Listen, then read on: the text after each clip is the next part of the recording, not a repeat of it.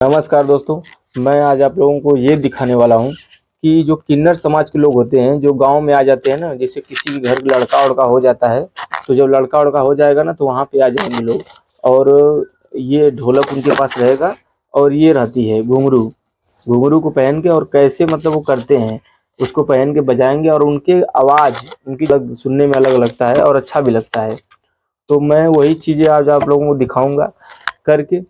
देखिए कैसा लगता है। अगर हमारे वीडियो पे आप नए हैं तो हमारे चैनल को सब्सक्राइब कर लीजिए। वीडियो अच्छा लगे तो हमारे वीडियो को लाइक कर दीजिएगा।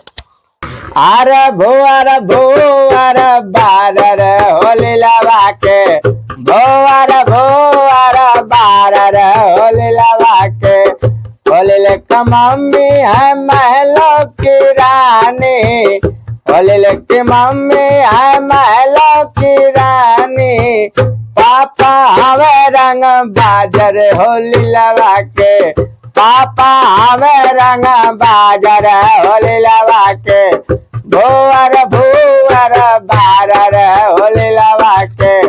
भोअर बारर होली लवा के। पापा हमें रंग बाजर होली लवा के। पापा हमें रंग बाजर होली लवा के।